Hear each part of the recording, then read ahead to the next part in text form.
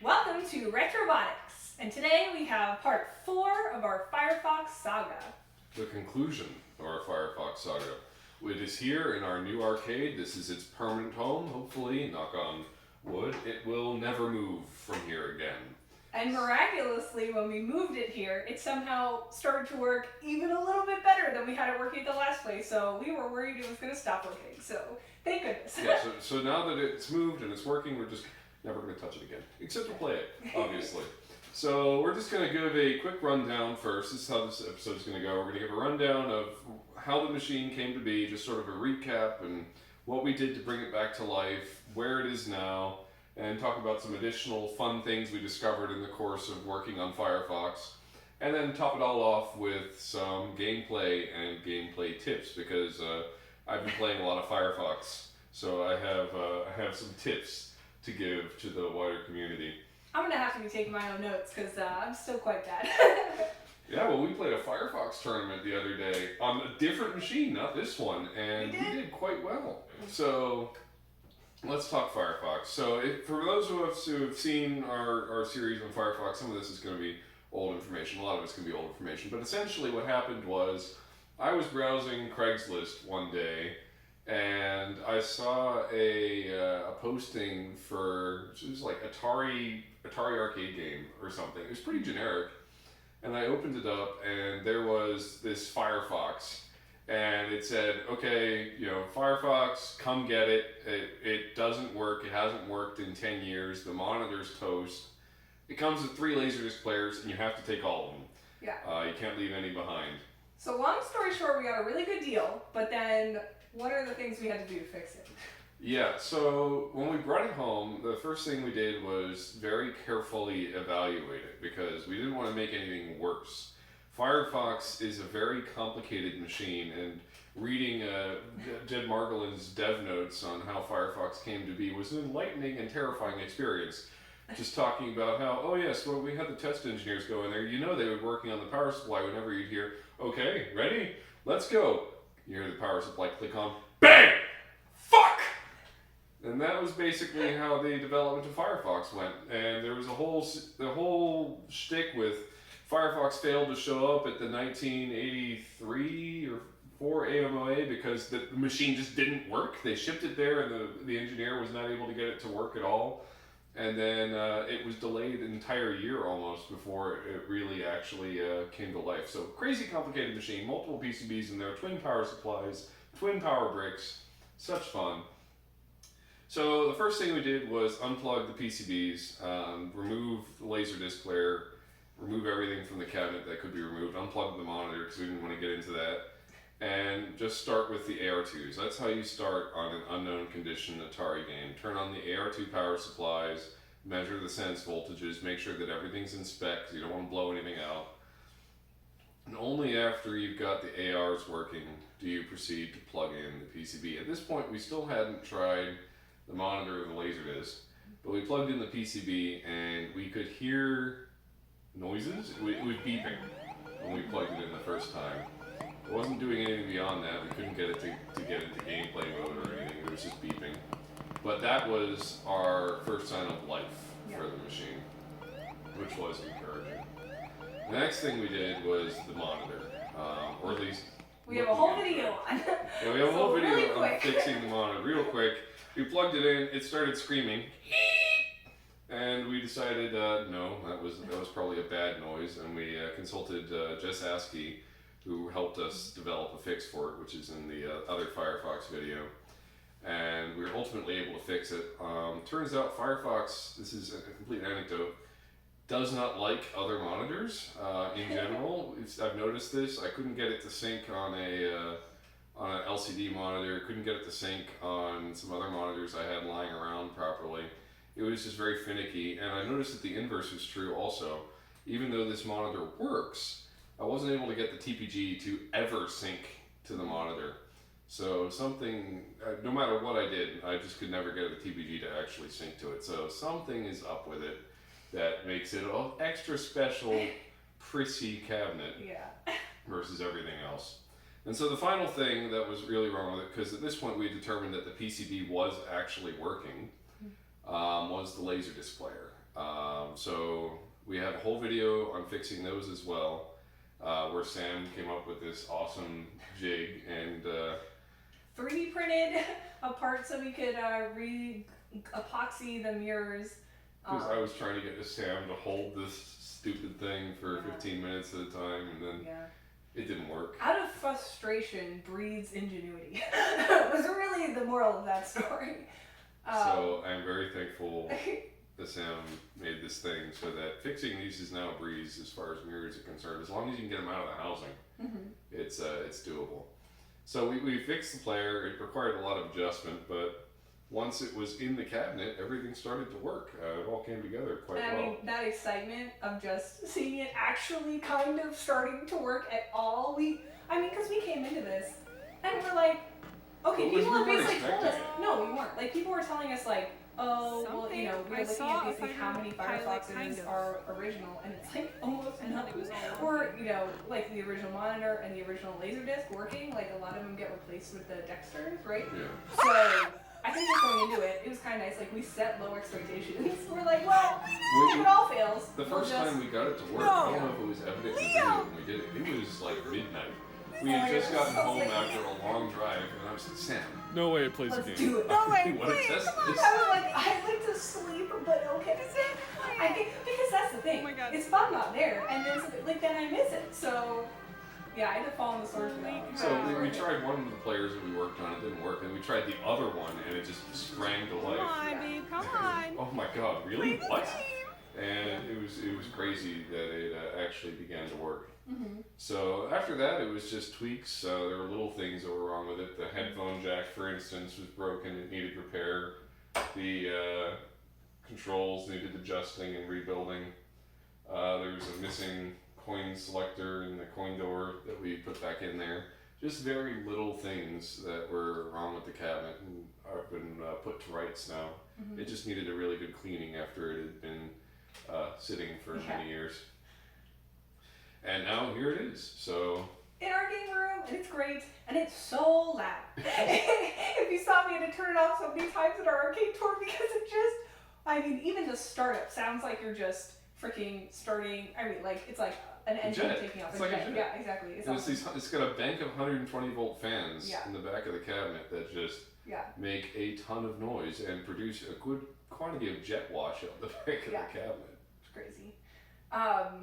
But yeah, so now that we've overviewed kind of what we did to make our Firefox work, we actually asked you guys for some questions, which I have here. We did a lot, but we'll answer them. We'll answer the ones that we got.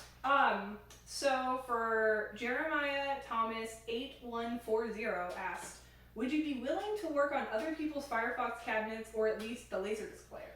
So that was an interesting question. Cabinets. If you've got a Firefox cabinet, Jeremiah, you would know that these are heavy suckers. Yeah. We'd be perfectly happy to work on a cabinet. We can't guarantee, obviously, given the nature of this machine, that we would be able to fix it, but we'd be happy to work on it. The only caveat is, you gotta get it here. We're not gonna go grab another one. Or you have to be in, a small vicinity of the DC area. Yeah. As for Laserdisc players, it's sort of the same story. If you can get it here and you have a complete player that at least spins up, that's the crucial part. If it's not spinning when you plug it in, it's probably DOA. But if it is spinning and it's still not working, there's a good chance that the problem is the mirrors, and that we can help fix. So we'd be happy to discuss it with you or anyone else who are interested in this type of thing. Just ping me on Klov as 64-bit and go from there. Same viewer asks, how much is Clint Eastwood in the game? So not a lot. His voice is in the game. Yeah, his voice is in the game, but it's just like pulled from the movie. Yeah, it's digitized voice. He has, I think, a couple lines that are sort of game related, But they're all movie quotes. Yeah, because we watched the movie after we got this game so we could got the Laserdisc. Yeah, exactly. To test with because we didn't want to risk the original game disc in the player.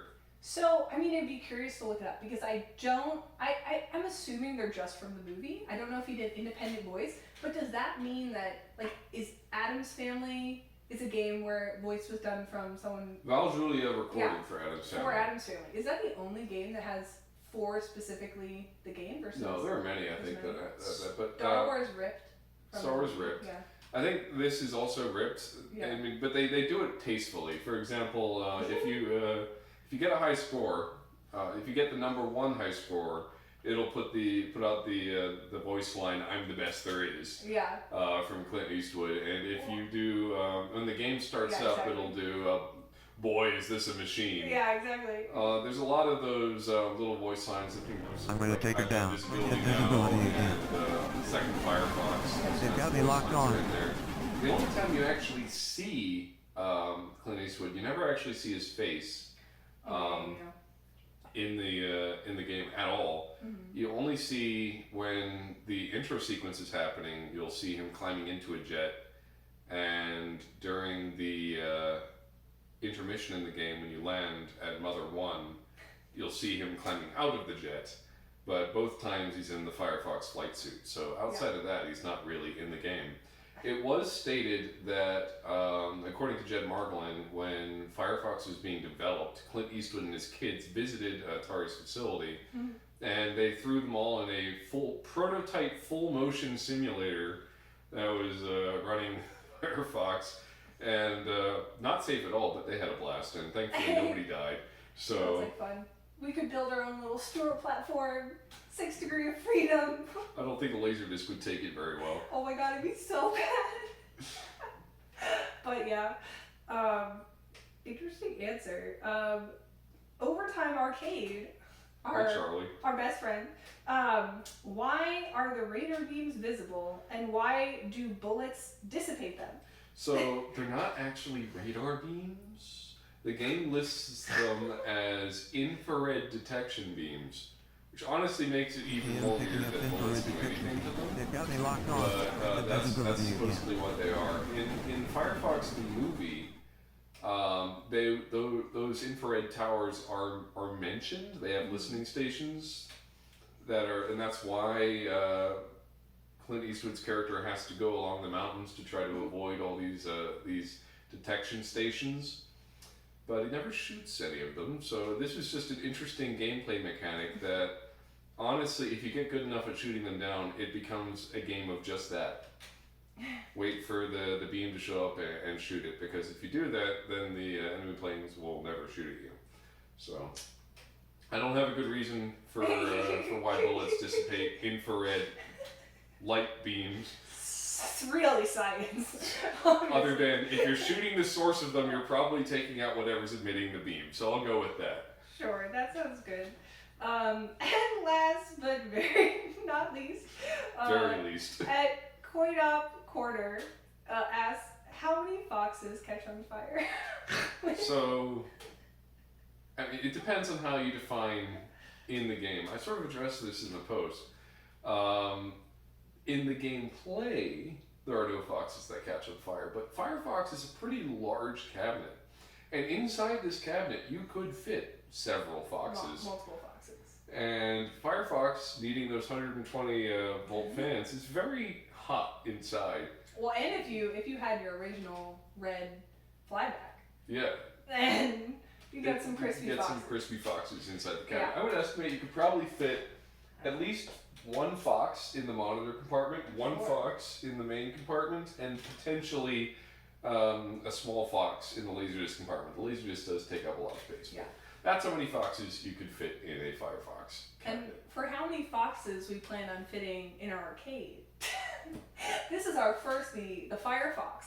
But now we found a new fox that we would like called Solar Fox, which hopefully we will acquire and get to make a video about at some point, because I really want one, because it's very pretty.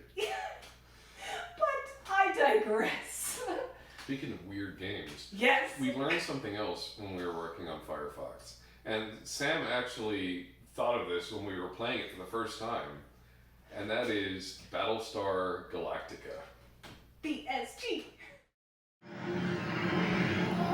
What if you could do a mod for this that made it so you were doing Battlestar Galactica and you were in a Viper? So, thank you, commenter, who pointed out to us, we'll show it here, that apparently, we did not know this, but when Atari was making Firefox, they made Firefox, and they were working on a follow-up game. It was going to be a conversion kit for Firefox. Game that was basically skinning it with Battlestar Galactica, which, again, I think would be awesome, because it already feels, you know, fighter jet, conversion to Viper pilot, very simple, and then even cooler because you're in space. And so this guy said, you know, that it existed, and that really started the mad obsession that I had for at least 24 hours, where I did not talk to Liam about anything else. I was like, Liam? He was at work, and I had found this, and I was like ready when he came home. I was like, Liam, this guy says that this exists, and I want to track it down. So me, being the obsessive creep that I am, we find a video where someone has a recording of a playthrough from, or like the original Laserdisc, basically they digitized it.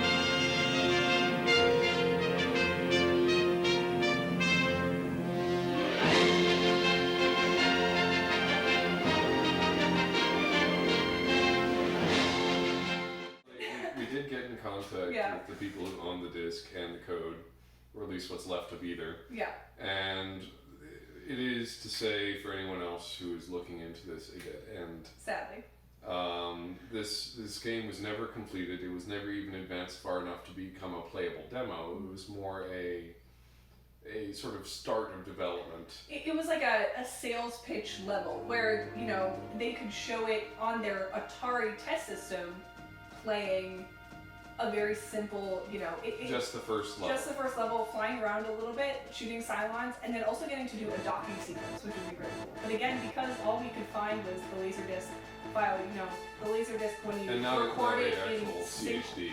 Yeah, exactly. When you record it in sequence, it's not, you know, because how Laserdiscs work is, you know, as you're playing the game, depending on what you do, that jumps you different places. So like, it's not just chronologically the video is going to be a regular playthrough. Anyways, and the guy who had the code, basically it turned out it was nothing we could use without having the original system, and like, yeah, you know, we were hoping that it was there never was going to finished. be, yeah, exactly, that we could have some sort of ROM hack or do something like that and get some sort of working system, but it does not seem like that is a feasible option, and very sad. Yeah, it is very sad, because I was so desperate. I was like, are you sure, Liam? Like, it literally is at the point where we were like, okay, if we wanted to make it work, I would have to, like, screen grab every image of that video, and I would have to program a game for myself. Like, I would have to write new code to program it, which I could still do, I guess, if you want to. Yeah, for that, just that dock. Just for the docking sequence! I mean, it would be so fun. Oh, the other fun fact that we learned while we were going through this obsession was that, so we were like, oh, it's, you know, it's great that this guy took a video of the Laserdisc, like now it's preserved, which is not the case. We found out that Laserdisc, if you want to get all of the data, because again, it's not just, you know, because it's in sequential order, you also have other information that's on the disc. And Liam actually found a GitHub. What was it? Do you remember? It was like, I don't remember exactly what it is, but We'll to link get it, the yeah. CHD of a disc, you need to actually have the disc and do it a very specific way, because each frame has to be preserved properly and in the correct spot on the disc, otherwise the player's not going to know what to do with it. Yeah. So you can't just put a video in and hope for the best. It actually needs to be a disc map. Yeah. So that was a fun, you know, we hoped that we could do more, but sadly we cannot. But we're happy with Firefox yes, as it is. Exactly. Because it's just such a cool game. And currently, as you can see right here, the quite literal center of our arcade. Yes. So It's awesome. It's been, you know, a real privilege to get to work on it. That in fact we have it. Now Liam is going to show you a little bit of, you know, the little nuggets of wisdom he's gained by playing so much. Yes. And I will use our nice Home Assistant app that we made a video about how we get it set up in order to turn on Firefox. Voice the machine.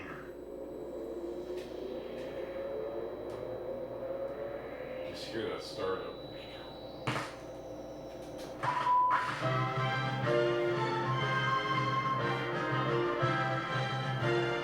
I'm so excited! So let's get to some gameplay. So let's start with easy. And I'll just give a quick tutorial. We'll do a 3,000 mile mission. So the first thing you want to do is shoot all these detection beams as they come up. Just one shot each is usually the best way to do it, because if you hold down the trigger buttons too long, it seems like your gun overheats and it just won't keep shooting. You do want to shoot the planes when you get a chance, because you get more fuel at the end of the levels by shooting the planes. It isn't as important on easy, because once you get to the submarine, that's where it ends. But if you can keep shooting all those detection beams, you won't get missiles shot at you. You do have 4 missiles, which you can use to take out planes if there's too much stuff on the screen. And in later difficulties, you'll get those refilled when you get to the end. Changing elevations, if you get detected on the ground or in the air, will allow you to reset your detection. So if you're detected on the ground, you can change your elevation to the sky, and you can get the detection beams again.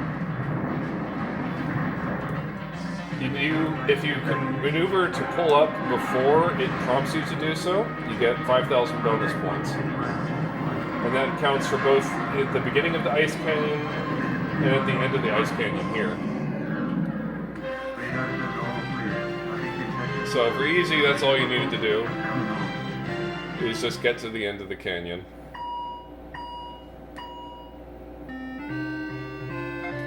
I did not get the top score. Close though. In a war with yourself. So let's do a medium. This gives a little bit more variety. This is moderate. Same thing as before. Shoot all these detection beams.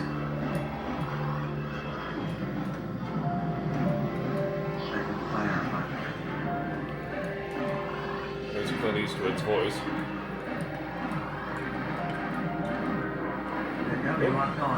If you don't shoot them immediately, it'll come after you. Flying in the sky, I don't know if I mentioned it, is more fuel efficient, apparently, as far as this game goes. So you generally want to try to do that as much as possible. We'll go back to the sky and reset our detection meter. Try to take this nice and calm.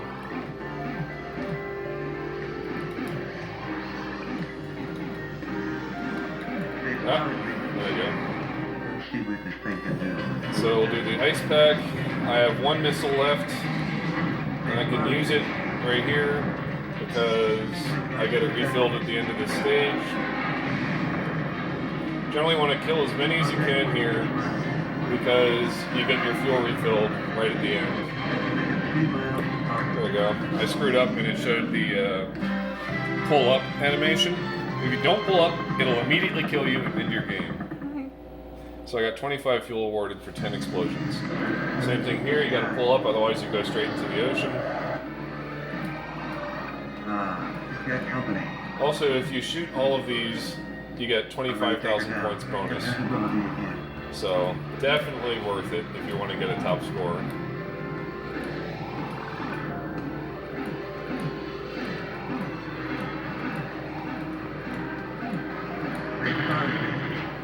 Explosions make it hard to see what's going on.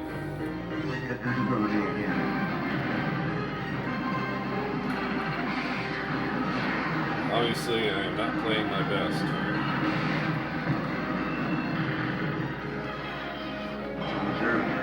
I'm reserve tanks, so I'm not going to last much longer. go back to the sky.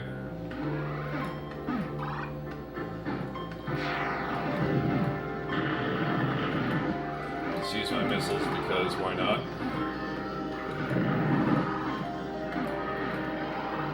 They spotted me.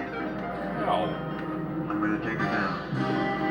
And this is a secret base over here. I don't see it yet. It's on the horizon.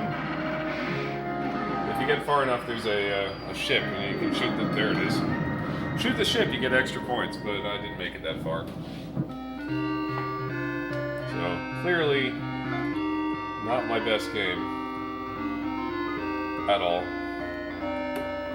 So when you're using the torpedoes, or whatever they are, the missiles, Yeah. do you have to point at the... At this point in the general direction, they're homing missiles. Gotcha. So if you just point roughly where the ship is, it'll shoot at it. Shall we do a hard?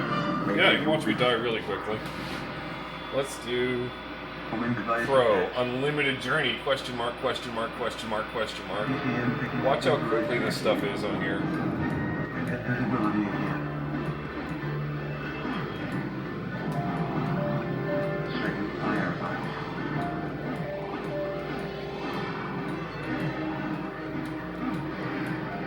Doesn't really give you any time to think about anything. Aw, I'm so close. Get visibility again. So I just use a missile there.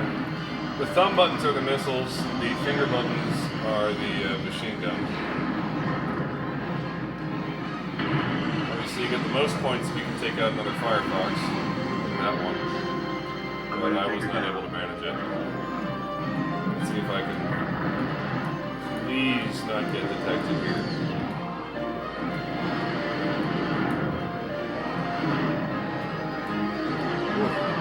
So fast, there we go.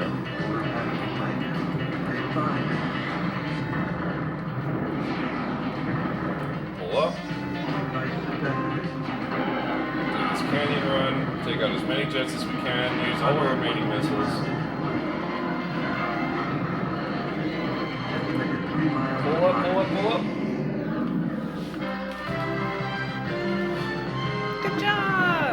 Alright, so now it'll let us continue. We've got 27 more fuel, so 44 total. Let's get that bonus 5,000 points for pulling up without being told to. This level is really short, so if you can avoid being detected, you get the extra bonus pretty easy. So would you say it's more strategic to avoid being detected over shooting?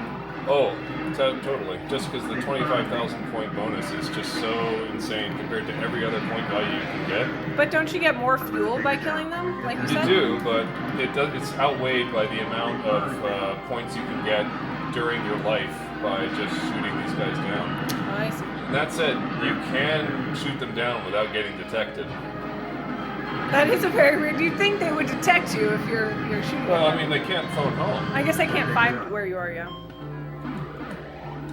And again, we're dissipating infrared detection beams of bullets. Not a lot of things are making sense here. True. And that's it for me. 100,000 points on the hardest mission. Let's see how I did compared to me. I'm not the best there is. I don't know. You're pretty tough.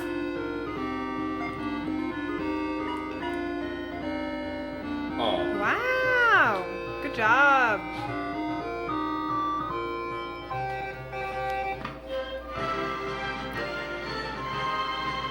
Yep. Firefox.